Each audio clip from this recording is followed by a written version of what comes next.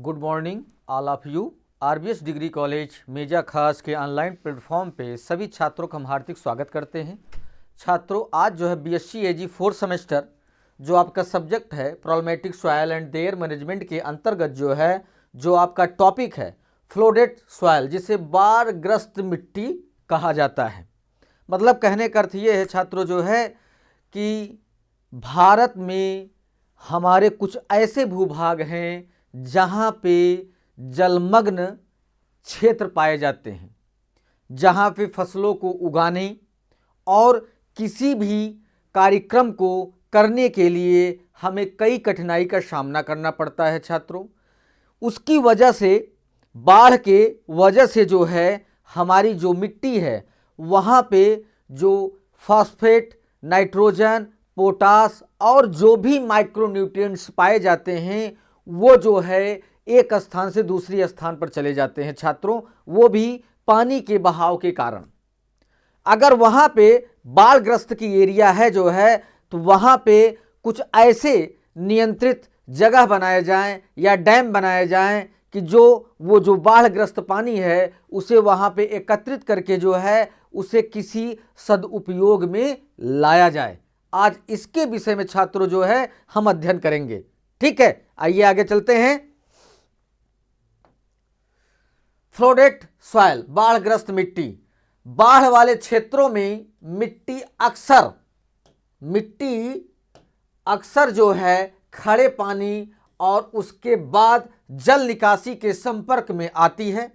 इस प्रकार अधिक उर्वरा के कारण अतिरिक्त फास्फोरस पी सतह के पानी और भूजल से निकल सकता है। मतलब कहने का अर्थ ये है छात्रों कि जो हमारा बाढ़ग्रस्त एरिया है, जहाँ पे पानी का जमाव हमेशा बना रहता है, वहाँ पे हमारी जो मिट्टी है वहाँ की जो फास्फेट जो हमारा है वो एक तरीके से पानी के सतह के पानी और भूजल के द्वारा वो बाहर निकल जाता है, जिससे हमारे जो पोषक तत्व हैं, माइक्रो तत्व हैं, वो धीरे धीरे वहाँ पे नष्ट होते रहते हैं। छात्रों, ठीक है, आगे।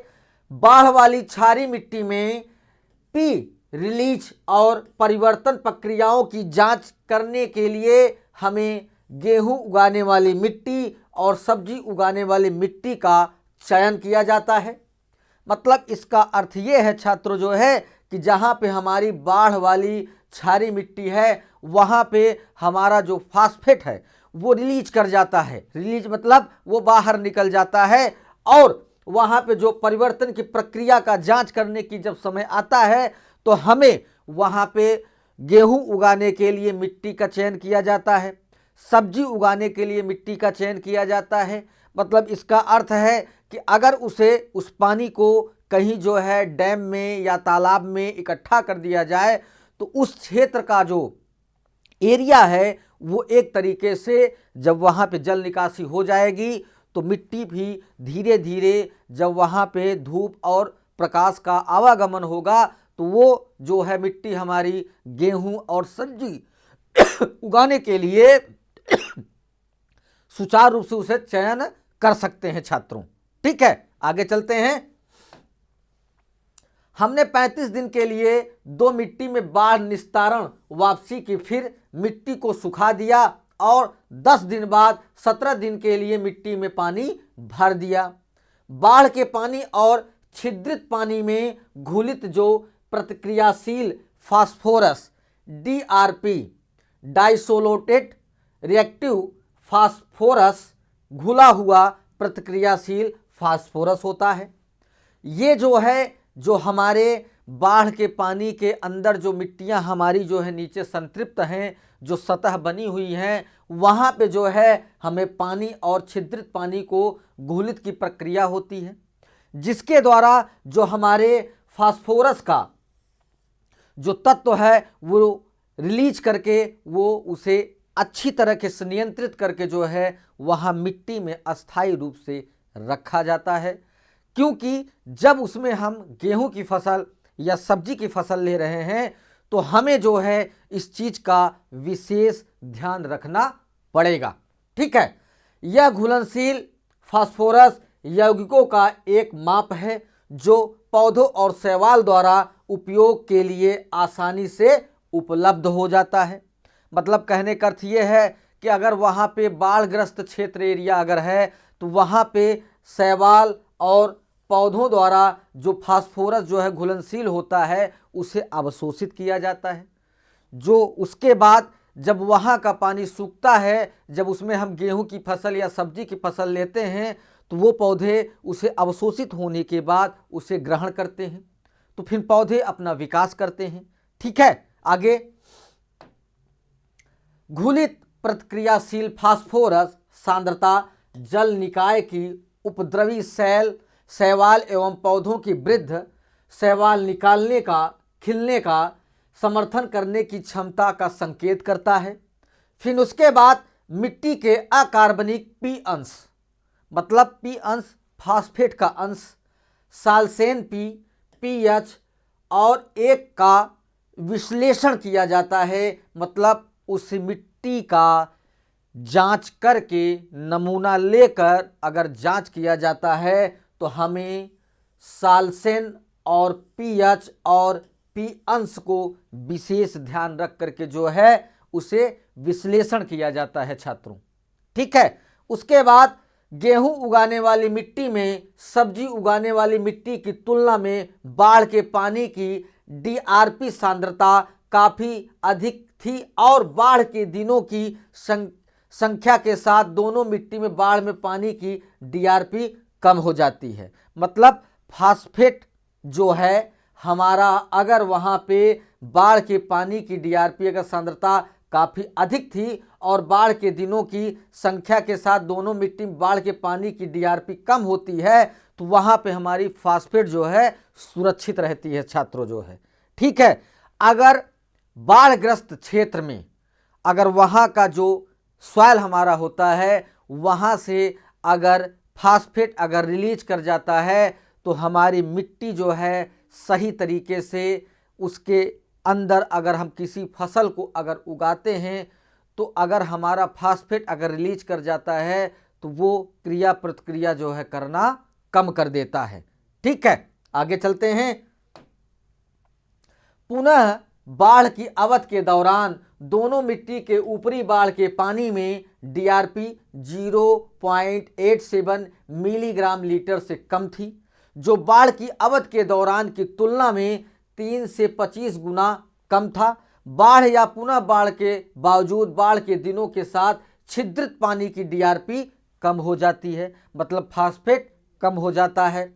फिर छिद्रित जल डीआरपी की उच्चतम सांद्रता 5 सेंटीमीटर की गहराई पर देखी गई है। उर्वरक और बाढ़ के प्रभाव के तहत 10 से 50 सेंटीमीटर में ऊर्ध्वाधर पी आंदोलन का जोखिम बढ़ जाता है, मतलब फास्फोरस की संख्या घटती चली जाती है।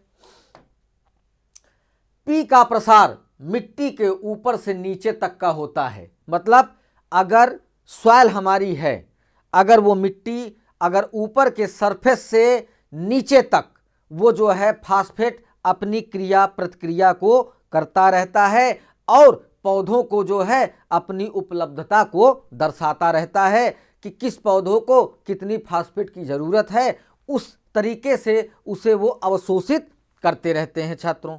ठीक है, आगे बाढ़ के बाद दोनों मिट्टी में ALP बढ़ गया और FP, OP, Ca2P कम हो गया, जबकि FeP और LP और OP बाढ़ के बाद बढ़ गया।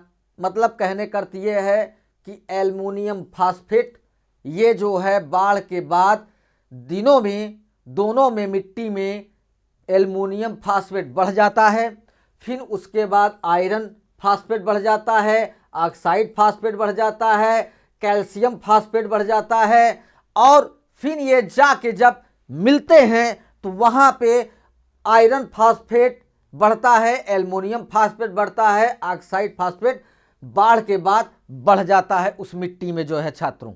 ठीक है, उसके बाद जब सब्जी उगाने वाली मिट्टी में आल्सेन P 180.7 से अधिक हो गया तो गेहूं उगाने वाली मिट्टी में मिलीग्राम किलोग्राम और आलसेन P 40.8 मिलीग्राम किलोग्राम से अधिक हो गया। छिद्रित पानी में DRP की सांद्रता काफी बढ़ गई जो है। ठीक है छात्रों, उसके बाद हमारे परिणामों से पता चला कि बाढ़ के पानी में, छिद्रित पानी में DRP सांद्रता मिट्टी के अकार्बनिक P अंश और आलसेन P में परिवर्तन उर्वरक और बाढ़ से काफी प्रभावित होता है। इसीलिए अतिरिक्त P हानि से बचने के लिए बाढ़ वाली मिट्टी पर सावधानी पूर्वक उर्वरक प्रबंधन किया जाता है। इसका अर्थ यह है छात्रों जो है कि अगर बाढ़ के जब वहाँ पे पानी और छिद्रता की सांद्रता बढ़ती है तो वहाँ पे हमारा फास्फेट बढ़ जाता है। अगर वो फास्फेट बढ़ जाता है तो अगर जब हम वहाँ पे कोई भी फसल अगर ले रहे हैं तो हमें सावधानी पूर्वक जो है वहाँ उर्वरक प्रबंधन करना चाहिए छात्रों, नहीं तो हमारी फसल नुकसान उठाने की कगार पे चला जाएगा, जिससे हमारी उत्पादन क्षमता में हानि होगी। ठीक है, आगे बाढ़ के कारण सामान्यतः भारी बारिश के बाद जब प्राकृतिक जल संग्रह स्रोत मार्गों का जल धारण करने की क्षमता का संपूर्ण दोहन हो जाता है तो पानी उन स्रोतों से निकलकर आसपास की सूखी भूमि को डुबा देता है। इसका अर्थ यह है कि जब हमारे बाढ़ का एरिया या पानी छोड़ा जाता है किसी बड़े डैम से जो है, तो जो हमारे सूखे एरिया हैं, जैसे हमारे जलाशय हो गया, डैम हो गए, नहरें हो गई, इन सब समुद्रों में जब पानी छोड़ दिया जाता है तो जो पानी अवशेष बचता है तो वो हमारे सूखे भूमि में फैलता है, जो बाढ़ का मेन कारण होता है। ठीक है, उसके बाद लेकिन बाढ़ हमेशा भारी बारिश के कारण नहीं आती, बल्कि यह प्राकृतिक और मानव निर्मित दोनों ही कारणों से परिणाम से है, जिन्हें हम कुछ इस प्रकार से वर्णित कर सकते हैं। जैसे मौसम संबंधी तत्व, दरअसल 3 से 4 माह की अवधि में ही देश में भारी बारिश के परिणाम स्वरूप नदियों में जल का प्रवाह बढ़ जाता है, जो विनाशकारी बाढ़ का कारण बनता है। मतलब मौसम उस टाइमिंग पे 2-3 महीने के लिए ऐसा इतना ज़्यादा बारिश होती है जिसमें बाढ़ की आशंका पूरे तरीके इन्वॉल्व होती है या पूरे तरीके फैलता है, क्योंकि पानी पृथ्वी हमारी जितनी सोखती है, अगर वो सोख नहीं पाई जो है तो हमारे धरातल पर वो बाढ़ का रूप ले लेता है छात्रों। फिर उसके बाद एक दिन में लगभग 15 सेंटीमीटर है उससे अधिक वर्षा वाली होती हैं तो नदियों का जलस्तर खतरनाक ढंग से बढ़ना शुरू हो जाता है। फिर बादल का फटना, भारी वर्षा और पहाड़ियों या नदियों के आसपास बादलों के फटने से भी नदियां जल से भर जाती हैं, जो बाढ़ का कारण बनती हैं। फिर गाद का संचय, हिमालय से निकले वाली नदियां अपने साथ बाढ़ी मात्रा में गाद और रेत लाती हैं, जिससे हमारे बाढ़ का मेन कारण बनता है। वर्षों से इनकी सफाई न होने के कारण नदियों का मार्ग अवरुद्ध हो जाता है, जिससे आसपास के क्षेत्रों में पानी फैल जाता है, जो बाढ़ का रूप ले लेता है। मानव निर्मित अवरोध, तटबंधों, नहरों और रेलवे जैसे संबंधित निर्माण के कारण नदियों के जल प्रवाह क्षमता में कमी आती है, फलस्वरूप बाढ़ की समस्या और भी गंभीर हो जाता है। फिर कुछ सालों पहले उत्तराखंड में आई भयंकर बाढ़ को मानव निर्मित कारणों का परिणाम माना जाता है। इसका अर्थ यह है कि उत्तराखंड में जब बादल फटा था तो उस टाइमिंग पे जो मानव निर्मित प्रक्रियाएं हुई थी उसके द्वारा ही बादल फटने के कारण वहाँ पे बाढ़ का सैलाब आया था छात्रों, जिसमें कई परिवार और कई जो परिवार थे वो बहकर जो है नष्ट हो गए थे। ठीक है, उसके बाद वनों की कटाई, पेड़ और पहाड़ों पर मिट्टी के कटाव को रोकने और बारिश के पानी के लिए प्राकृतिक अवरोध पैदा करने में महत्वपूर्ण भूमिका निभाते हैं। अगर हमारे वनों की कटाई कम कर दी जाए तो वो पानी का अवरोध करते हैं और बाढ़ का प्रारूप पकड़ने में वो अवरुद्ध करते हैं। फिर इसीलिए पहाड़ी ढलानों पर वनों की कटाई के कारण नदियों का जलस्तर में वृद्धि होती है। फिर बाढ़ का परिणाम, असम, पश्चिमी बंगाल, बिहार, पूर्वी उत्तर प्रदेश मैदानी क्षेत्र और उड़ीसा, आंध्र प्रदेश, तमिलनाडु, गुजरात के तटीय क्षेत्र तथा पंजाब, राजस्थान, उत्तर गुजरात एवं हरियाणा में बार बार बाढ़ आने और कृषि भूमि तथा मानव बस्तियों के डूबने से देश की अर्थव्यवस्था तथा समाज पर गहरा प्रभाव पड़ रहा है। फिर बाढ़ न सिर्फ फसलों को बर्बादी करता है बल्कि आधारभूत ढांचा जैसे सड़कें, रेल मार्ग, पुल और मानव बस्तियों को भी नुकसान पहुंचाता है। फिर बाढ़ग्रस्त क्षेत्रों में कई तरह की बीमारियां जैसे हैजा, आंत्रशोथ, हेपेटाइटिस, अन्य दूषित जल जनित बीमारियां फैल जाती हैं। दूसरी ओर बाढ़ के कुछ लाभ भी हैं। हर वर्ष बाढ़ के खेत में उपजाऊ मिट्टी जमा करती जो फसलों के लिए बहुत ही लाभदायक है। मतलब कहने का अर्थ ये है छात्रों जो है कि बाढ़ ग्रस्त सॉयल जो है कहीं पे अच्छा जो है साबित होता है तो कहीं पे बहुत ही बुरा साबित होता है। इसीलिए वनों की कटाई कम हो और जंगलों को सुरक्षित रखा जाए जिसके कारण से बाढ़ न आने का अवरुद्ध का एक कारण बने, जिससे हमारी धरातल सुरक्षित रहे और हम गेहूं और अन्य सब्जियों का बहुत अच्छे तरीके से अपनी मिट्टी में उगाकर उत्पादन अच्छा ले सकें छात्रों। ठीक है, यहाँ पे ये टॉपिक समाप्त होता है। सभी छात्रों को धन्यवाद।